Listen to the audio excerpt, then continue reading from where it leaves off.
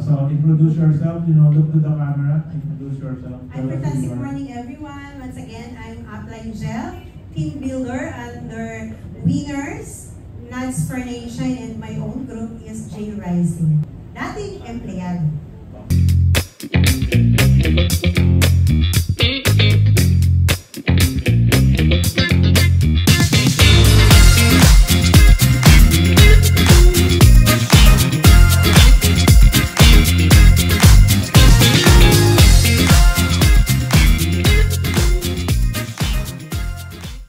Ano yung nagtrabaho mo? Senior supervisor po sa Clark Manufacturing sa Clark. When you say senior supervisor, Yes, anong ibig sabihin nun? Tinitingnan mo lang yung mga empleyado habang nag-assemble sila or tumutulong ka rin? Anong trabaho Managing mo? my daily, managing with regards to daily operation sa production po. So ilan yung empleyado under sa'yo? Sa akin po, ang direct ko po is nasa 20, but ano po siya, it is a 6,000 employee company, and then our department is cutting department. So how long ka doon? I've been there for 11 years. So nag-retire ka na? Nag-resign ka na? Unfortunately, na-encounter ko ng paghina. So, Anong year kayo na-apektuhan? Yung sinabi mong may slowdown sa benta? Ano po, for the past 2 years po. And So ano to, tapos na yung pandemic. Nung pandemic, Yes, malakas po. kayo. Hindi po, Hindi hindi na rin. din po kami, but we can survive. Pero Okay. ang nangyari po, we have an issue with the custom, US custom, with regards to China, product that came from China. Oo. So naapektuhan po kami dahil ang raw materials na ginagamit po namin is came from China. So ito yung tinatawag natin example na things na beyond your control. Nagtatrabaho ka ng maayos, di ba? 320 yung empleyado na under sa kanya, di ba? Ilang taon siya doon, maayos naman. But because nagkakaroon ng kaguluhan, no? Philippines, China, USA, naapektuhan yung kumpanya nila, no?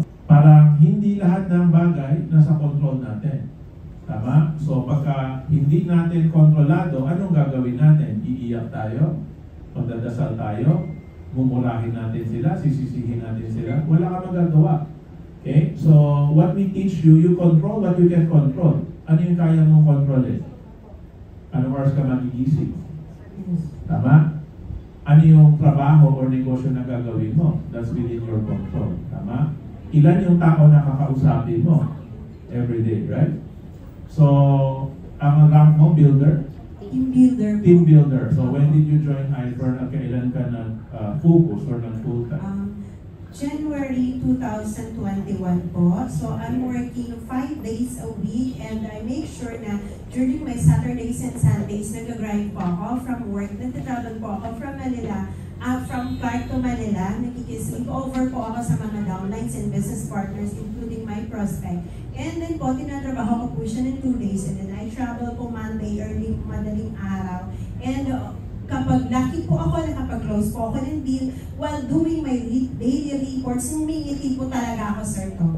Bakit po? Meron po akong 161616. Lalo na po, kapag naka-close ako ng pitong accounts, masaya po ako para po kasi sa pamilya. So magkano yung sweldo mo compared to 1616? Ba't napapasaya ka ng 16? Magkano yung sweldo mo dati? Being a senior supervisor, 25,000 in a month kapag may overtime. Pag wala pong overtime, 21,500 plainly. And then kapag naka-close po ako ng pitong account, dahil medyo mahaba-haba na rin po yung network ko, 2 hits, and I also have 3 hits. So yung 25,000 po, I am just earning in just 1 day, doing my art for me. So what was your highest 1-month income sa iFern? 70,000. 70,000. So ilang taon ka na dun sa kumpanya mo na 25,000 yung sahod mo? 11 years. 11 years. After 11 years, pinakamataas mo sahod 25,000 a month, Yes. With overtime. Sa iFern, umabot ka ng 70,000. Gano'n ka nakatagal sa iFern nung naranasan mo yung 70,000? Actually po, 3 years. Ngayon lang po kasi ako nag-full-time noong pong nabayaran po ako. At yun po yung pinakamasayang araw sa buhay ko. Nabayaran ka magagawa ko na po. nung kumpanya mo? Opo. Yung parang final separation pay. Opo. Pero right now, operating pa yung company? They are operating, but they only have from 6,000 almost 500 na lang po to survive. Because So they 5,500 ang nawalan ng trabaho, ha? Yes. Okay, so you need to cannot imagine that, no? 5,500 lost their jobs, you know, so that the business can continue. Tatandaan niyo, ang mga kumpanya, generally, they are there para to turn a profit. Tama? And they use the employees, they use the leveraging on the time of the employees. Ginagamit nila yung pawis, pagod, puyat ng mga empleyado para kumita sila. Okay? So, syempre, kailangan kumita sila para makapagsweldo sila ng maayos. Kung hindi na sila kumikita, wala na rin sila pang sweldo. No? They're not there for charity. So, now that you are full-time in iFern, what is your goal? Ano ba yung goal mo every month na kitain? Actually po, my pledge is 70 to 100,000 po. Okay, so medyo malayo yung 40,000 Yes. sa 70 to 100. Yes, that is why sad po ako the last month. Anong oras ka nagigising dati nung empleyado ka pa sa work? 4:30. 4:30 a.m. Yes, po. Tapos 8 anong time na 4:30 a.m. gising ka na? Po. Anong time yung shift mo? 8 a.m. po. 8 a.m. Ba't ang aga? Kasi po, nanay po ako, ipiprepare ko po muna yung mga... So your whole family is in Clark? Yes. Ilan yung anak mo? Dalawa lang po. Dalawa. Anong ages nila? And they are 20 and 17. Actually, Sir Tom, yung house ko po na yun, karas po yun yung free. Lahat po ng earning ko, nipon ko po, including savings. Kasi nangungupahan lang po ako ng 7 taon sa Clark. Okay. Then, naisip ko, tapon na po ng tapon yung pera. So, I decided to, Bumili ka ng bahay? invest. Hindi naman po siya literal na binili ko cash. Inipon ko po, then Kaya pinag-down ko down po. ka. Magkano down payment? Umabot po ng 150,000. 150 yung down payment. So ngayon, na full-time ka na sa iFern, after mo ihanda yung needs ng mga anak mo, tapos umalis na sila, matutulog ka ulit, what time ka nagigising? Ano lang po, mga itim lang ako ulit mga isang oras. Tapos, but kapag hindi na po ako inaantok, hindi na po ako matutulog, mag-work na po ako all night, mag-iPhone kasi morning na po ako sa GC Coin, then I started chatting and posting. So everyday meron kang result? Ano po, nung na-other month, medyo okay. Ngayon po medyo humina, naging acne, puro user post niya. Okay. Hindi pa po gumagalaw. Yun po yung background ko. Ilan na ang downlines mo or ilan na yung nasa team mo? Actually po, yung pong strong leg ko is pa FBP na po. But yung earning leg ko po is nasa more than 120. So you use the word acne, no? Para dun sa mga hindi nakakaalam, ang ibig sabihin ng acne, alam ko na yan. No? AKNY, alam ko na yan. So, with the number of people under your network, sa tingin mo, pagka gumalaw sila, yayaman ka na? Yes po. Kailangan po continuous. Okay. So, sa tingin mo, mapapagalaw mo sila lahat?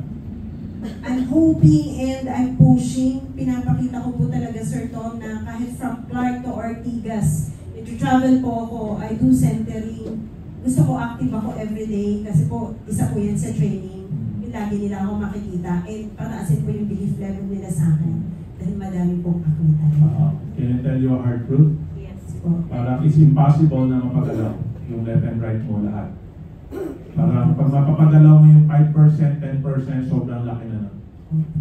5 to 10%. So kunyari, 100 yung tao sa kaliwa mo. When I say 5 to 10%, swerte mo na kung may 5 or 10 na gumalaw siya. Yung kabila mo, kunyari 50 sila, 5 to 10%, now is 5 or 2.5. 2.5 tao lang yung gagalaw. Okay? Kasi sa dami ng leaders ni iFern, hindi na naman gumagalaw lahat. So kahit na alas 6 ng umaga, gising ka na, mag-good morning ka na dun sa chat group, wala pong epekto yan. Ha? Parang sinabi mo kasi, pagka hindi na ako inaantok, gising na ako, mag-good morning na ako sa chat group, mas marami yung sin zone, tama? Okay. You know, wag mong ikasama ng loob. Kasi at the end of the day, you cannot control them. But who can you control? You can control yourself. Ako, pag nag-post ako, basahin niya, hindi niya basahin, mag-like siya, mag-comment siya, wala akong takip. Does not affect me. Kasi nagawa ko na yung trabaho ko of sharing information. And don't say, busy ako. Lahat ng chat group, nagme-message ako. In-update ko sila, hindi trabaho tawag doon, ha? Don't ever think na trabaho yun. That's just part of the job. Parang kumbaga nung empleyado ko, time in. Yun lang yun, nag-time in ka lang. Ako, everyday may post ako. Mas marami akong post kesa sa lahat ng Presidential Director at Angel Dollar Club at Iper Mini Lady at Iper Mercedes-Benz Club ng Iper. Ako yung pinakamaraming post. Bakit? Hindi dahil mas masipag ako. Dahil feeling ko, obligasyon ko yon bilang presidente na mangumusta, na magparamdam. Nagawa ko yung trabaho ko, no? Na makapag-share ng information, makapag-share ng inspiration, makashare ng motivation, makashare ng balita. Being working in a factory for a foreign company is the same as having your own business. Hindi lahat ng araw masaya. Tama? Maraming araw malungkot. Minsan na hindi pagkaunawaan sa boss, meron may hindi pagkaunawaan sa katrabaho, sa ka-empleyado, no? May inggitan, no? Sa mga ka-opisina. Sa negosyo, ganun din. Hindi everyday happy, hindi everyday successful, hindi everyday motivated, hindi everyday excited. No, excitement doesn't last. The only thing that will last is discipline. The reason you lasted 11 years, sinabi na niya, kasi 4:30 gising na siya, alas 7 paalis na siya, 7:30 ahead of every employee nandun na siya, umuwi na lahat, pauwi pa rin siya. Pero sa Iper, hindi pa niya nagagawa yun. Sa Iper, hindi pa niya nagagawa yun. Siya yung pinakaunang merong nabenta in the morning pa lang. Diba? Kilala niyo na yung pangalan ng Matthew Santisas, di ba? Marami na nagsasawa sa kakakwento ka ng Matthew Santisas. Pero hindi ako magsasawa dyan. Kasi 8 a.m. pa lang, may pay-in na siya. Pagising ka pa lang, nagtitimpla ka pa lang ng kape, may pay-in na siya. Alas 9, nasa pangalawang latag na siya. Maliligo ka pa lang, nasa pangalawang latag na siya. If everybody in Iper were just to treat their business katulad ng empleyado sila, lahat kayo, guarantee ko, successful kayo. Lahat kayo, guarantee ko, mas malaki yung kinikita kesa sinasahod nyo dati. Ito, naranasan ng kanya. Diba? Hindi lang isang beses, 2 beses, 3 beses na. Pero hindi niya pa rin tinotodo. Kasi akala ng lahat, ang pagiging negosyante is boss-boss, bossing-bossing, di ba? Papasok after lunch. So, that's my advice to you. No, you need to do more. Yung ginagawa mo dati, nung empleyado ka, i-apply mo dito sa Iper. Tama? And kung ang goal mo 70 to 100, eh ba't ka pumapayag ng 40 lang? Tama? You have a question?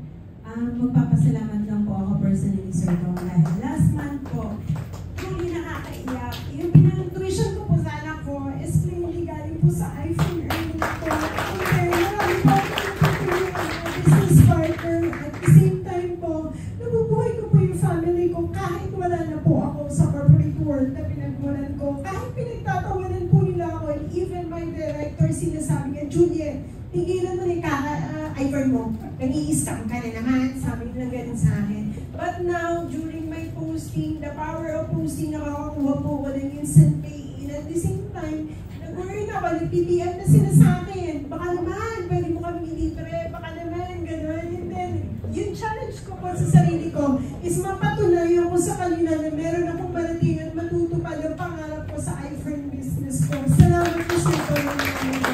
Marami pong pagsubok na dumaan sa team namin, including yung pag-alis ng mga umalis, na pinabayaan din po kami. Pero nananatili po kaming matatag dahil kay Joseph, sa guidance ni Agnes, sa close friends ko, full support yung mga yun sa akin, Sir Tom, and masaya po talaga ako, sila yung pamilya ko. Whatever problem na meron ako, Iper na laging nandun para tumulong sa akin. So we're not only building a business, we're also building a family. Iper is a happy, healthy family.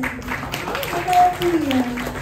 Naniniwala po ako doon. Maraming salamat po, Sir. Okay, so final word of advice, sabi mo nga, sinasabi ng director mo na nang-scam ka, itigil mo yan. So, you need to let the world know na ito yung sweldo ko with OT, tama? Ito yung final pay ko, di ba? Ito yung kinita ko sa Iper, tama? Ipakita mo kasi everyday, alam mo, yung mga tao kasi nahihiya sila mag-post na nakabenta ng isang Ferdy, isang Silver Fresh, ba't mo ikakahiya? Eh, kumita ka doon.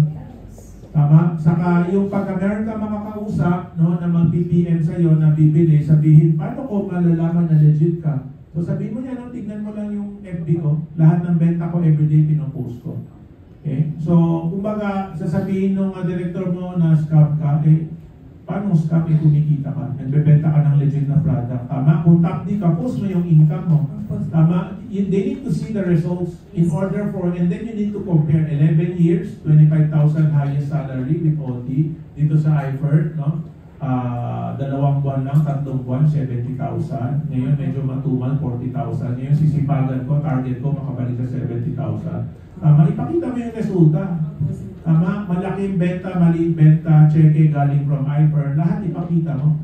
Kung nag-transaction ka, yung income mo, pinambili mo ng product, ipakita mo rin. You need to show the transaction kasi ang tao ngayon, ang importante resibo. Kailangan may resibo. Okay? Kung walang resibo, hindi sila naniniwala. Okay? Yung sasabihin ng scam ka, sabihin mo, parang ako yung na-scam kasi 11 years, 25,000 na yung binita ko.